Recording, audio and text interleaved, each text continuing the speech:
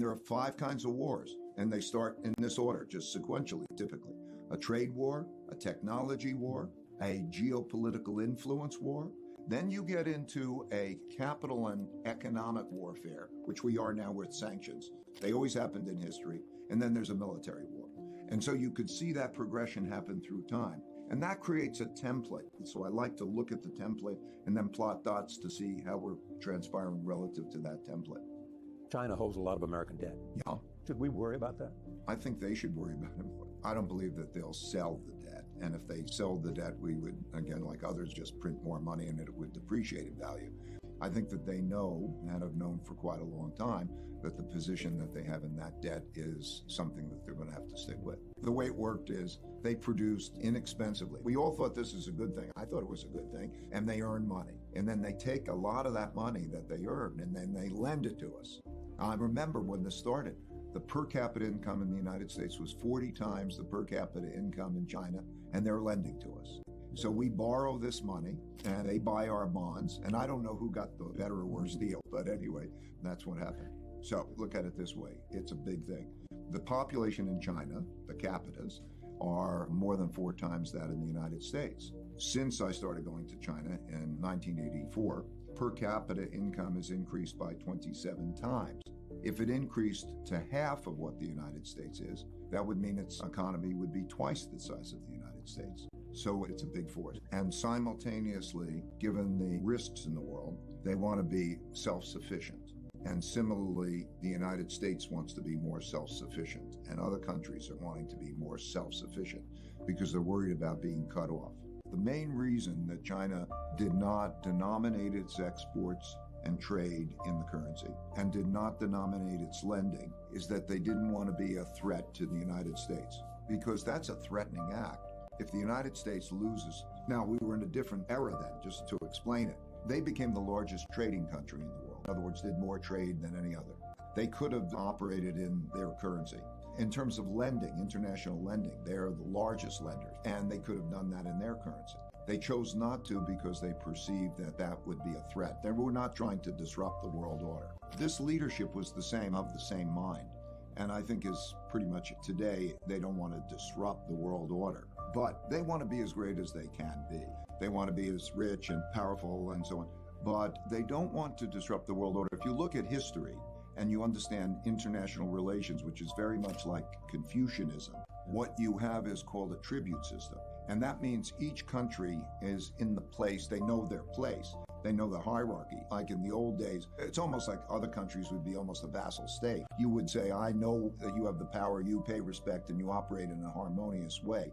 But the idea of war is a horrendous idea. So I think that they would probably be just as happy if you divided the world in half, their half and we had our half, and there was peace in the world. I'm just saying an objective is not to dominate the world. An objective is to operate in a way where there is no such war. However, that they are as strong and powerful and healthy and prosperous as they can be. I think it's very difficult for a lot of Americans who hold close to them the treasured. I live the American dream. I know equal opportunity. I know the ability to speak up. I know that those types of values, but it's difficult for other Americans to understand why they have a different point of view about what works better. A very good example of a cultural case, I think, was the NBA team. An individual spoke out on Hong Kong, and the Chinese not only punished that team, but they punished the NBA. And in our, like I would say, everyone should have the right to their opinions and to be able to have free expression. In their view, if somebody's doing something wrong, that they will punish the group. They'll punish the family because the group is supposed to be responsible for that. They don't understand it from the internal values way having to do with Confucianism, the history, why it's more autocratic, top-down, what they believe about democracy. The Chinese leadership is paranoid mostly about maintaining the power of the Communist Party. Well, they would view that as very similar to us saying the power of the Constitution, because that is the system, that's the order. In 1949, they made a system, and that's the system. When we think of party, we think of that same multiple party type of thing. They think of it as very top-down, very hierarchical, and it's like the family. Vice President of China, Wang Qishan, described it to me. He said, it's top down, Americans are bottom up. And the question is, by the way, we have this issue, are we fighting for that ideology? These are bigger questions. Are we fighting for a democracy and capitalism? Or do we believe that others can find their own approaches and may the best approach win out? That becomes a big question as we pursue it. So that is their approach. It may not be my approach. They will not give that approach up any more than Americans would give up the Constitution, let's say, or their freedom of speech up. So we just have to understand it's like a religion. You know, as we have different religions all around the world, they're deeply held beliefs, and each believes in that they're going to get the right outcomes by pursuing them. And what do you do about that? There's also the question of human rights. And clearly, the Chinese have a different view than a lot of people around the world. How do you approach that? Well, there's me and there's every one of us. It's a cosmic question. Every one of us who buys products, or all the businesses that are operating and interacting with China or operating in many countries, I could list the number of countries, the interconnectedness of the relationships with China. We import 22% of our manufactured goods comes from China. If you're buying your Apple or you're buying your sneakers, you're in a position that's somewhat similar to me in terms of thinking about what the issues are.